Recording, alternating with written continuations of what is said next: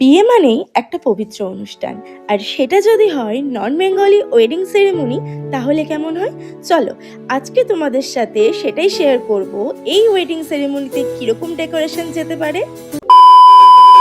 Hello everyone, কেমন আছো তোমরা সবাই? প্রথমে ইন্ট্রোডাকশন, আমি তোমাদের সকলের প্রিয় দোয়েল।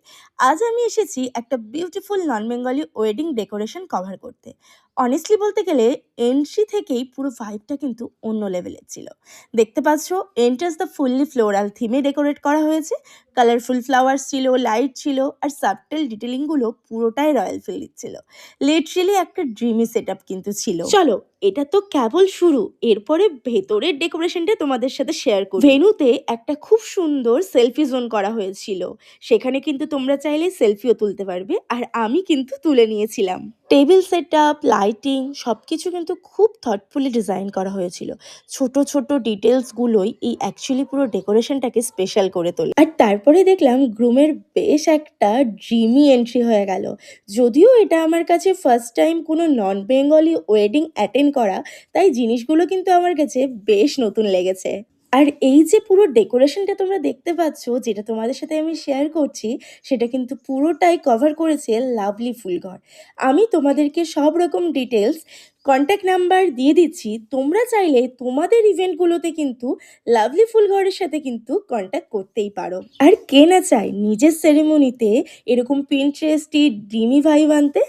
আর তোমরা কিন্তু লাভলি ফুলঘরের উপর ফুললি স্যাটিসফাই হবে। চলো, তোমাদেরকে একটা খুব সুন্দর রিভিউ শুনিয়ে দিই আমি। এই যে লাভলি ফুলঘরের যে পুরো অ্যারেঞ্জমেন্টটা, এটা কেমন লাগলো? খুবই ভালো লেগেছে। মানে এরা খুব ভালোভাবে কাজ করেছে, এদের কাছে ম্যাটেরিয়ালস অনেক আছে।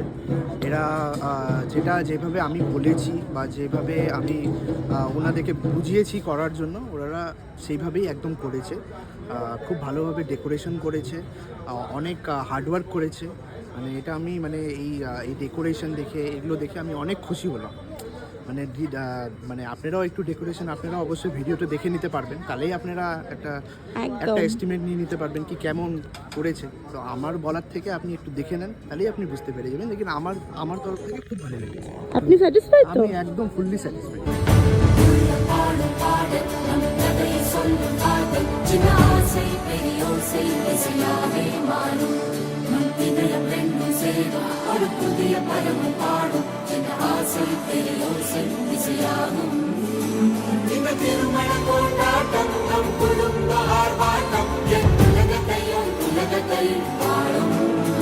এই যে মেন স্টেজটা এখানে দেখতে পাচ্ছ, এখানে পুরোটাই কিন্তু ফ্লাওয়ার্সের এলিগেন্ট ব্যাকড্রপ ইউজ করা হয়েছে।